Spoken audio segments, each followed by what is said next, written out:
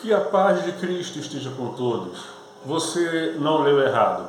É isso mesmo que está aí. Tentaram realmente me matar uma vez. Eu vou te contar essa história, vou resumir para não tomar muito tempo. E uma certa ocasião eu saía lá de Belfor Roxo. E eu já era noite. E eu saí, peguei um ônibus ali em Belfor Roxo, saltei na estação de Gramacho para pegar um trem.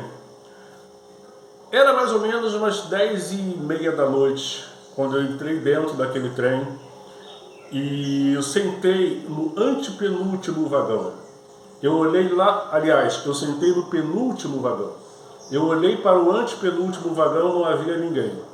Eu olhei para o último vagão, só havia um homem deitado dormindo. Então eu praticamente estava sozinho dentro daquela condição. E o trem fechou as portas, prosseguiu viagem. Quando chega na estação de Caxias, ele abre as portas, não entra ninguém. Fecha as portas e prossegue viagem. Quando ele chega na estação de Vigário Geral, um lugar muito conhecido, né, devido àquela chacina que houve, se não me falha a memória, em 93, que houve aquela chacina de Vigário Geral, ficou conhecido nacionalmente. Quando ele abre as portas ali na estação de Vigário Geral, eu lá sentado, né, sozinho, botei até as pernas para cima do banco e fiquei de braços cruzados. Eu percebi que um homem entrou lá no antepenúltimo vagão. Entrou, ficou em pé, segurando naquela barra do trem, e quando o trem fechou as portas e prosseguiu viagem, aquele homem coloca a mão na cintura, puxa uma arma e vem andando na minha direção. Eu só tinha duas coisas a fazer naquele momento: pular com o trem andando, né, para não ser assaltado ou morto, ou confiar em Deus. Eu continuei sentado da forma que eu estava, com aquele homem se aproximando de mim com aquela arma em punho.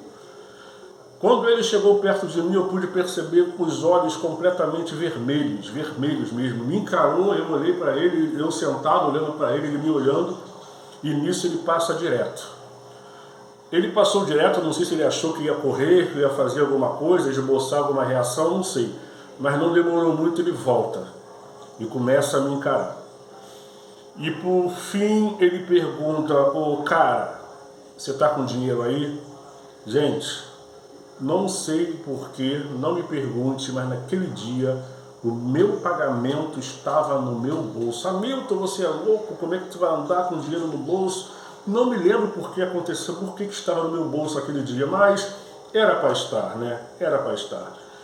E quando ele me faz essa pergunta, eu podia falar para ele assim: não, eu estou duro, estou sem dinheiro, eu não tenho nada aqui para não ser assaltado, mas sou um cristão, somos cristãos, e não adianta, mentira não faz parte da vida de um cristão, independente da situação que ele esteja. E eu olhei para ele e balancei a cabeça: sim, estou com dinheiro. Nisso, quando eu falo, ele dá 3 passos para trás. Não sei o que ele, na hora, será que ele vai atirar, que ele vai fazer alguma coisa? Deu 3 passos para trás e ficou me encarando, parado me encarando. E aí eu já, incomodado com aquela situação, me levantei e fiquei ali, ó, frente a frente com ele. Ele me olhando, me encarando e eu olhando para ele. E aí é quando ele me faz uma pergunta. Que pergunta que ele te fez?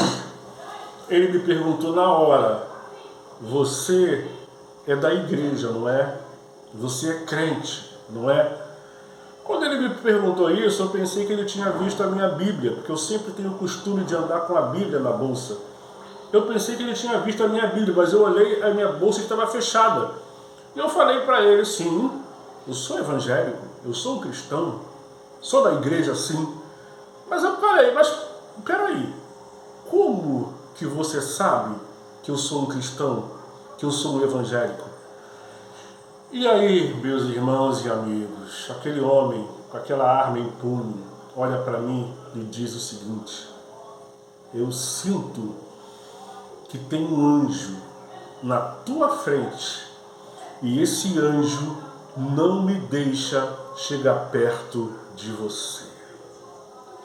Glória a Deus. Eu me estremeci na hora. Ele falou, cara, quando eu entrei aqui nesse trem e vi você aí sentado sozinho, a minha intenção era te assaltar e te matar, para que de manhã as pessoas te encontrassem aqui dentro desse trem caído e morto. Mas conforme eu fui entrando no vagão que você estava, eu fui sentindo uma força tão grande, conforme eu me aproximava de você, essa força tão grande aumentava, e quando você abriu a boca para falar comigo, que estava com dinheiro, foi como se eu levasse um tiro e caísse por terra. E eu sei, ele falando comigo, e eu sei uma coisa, só uma força consegue me deter, a força de Deus, porque eu sou do diabo, e ninguém me para, senão somente Deus.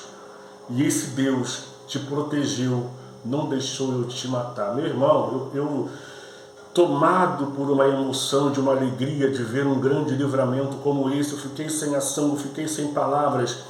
Eu abracei aquele homem dentro do trem, um homem que falou que ia me matar. Eu abracei a ele e falei, você não é do diabo, você é de Deus, ele te ama muito. Se volte para ele. Já estava chegando na minha estação. Eu vou fazer isso. Sabe o que quer dizer isso, meus queridos? Não tenho riqueza, não tenho dinheiro, não tenho mansões, não tenho nada, mas eu tenho um Deus que vela pela minha vida. E a palavra de Deus diz, o anjo do Senhor acampa ao redor do que os temem e os livra.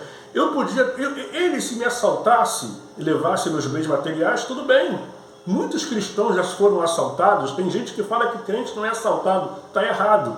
Olha o que diz esse versículo aqui. O apóstolo Paulo falando que ele sofria perigos de salteadores. Então, pode acontecer com qualquer um de nós. Mas a partir do momento que ele intenta contra a minha vida, contra a sua vida, aí a coisa fica diferente. Porque a nossa vida pertence a Deus. Bens materiais, se ele quisesse levar, poderia ter levado. Mas a partir do momento que ele intentou em tirar a minha vida, aí o anjo do Senhor entra em ação. Jesus na nossa vida é isso. Se volte para ele, aceita Jesus como seu Salvador e você verá. Você pode ser até assaltado, levar seu telefone, levar seu dinheiro, levar seu carro, mas a sua vida, ela pertence a Deus. Amém? Que Deus nos abençoe em nome de Jesus.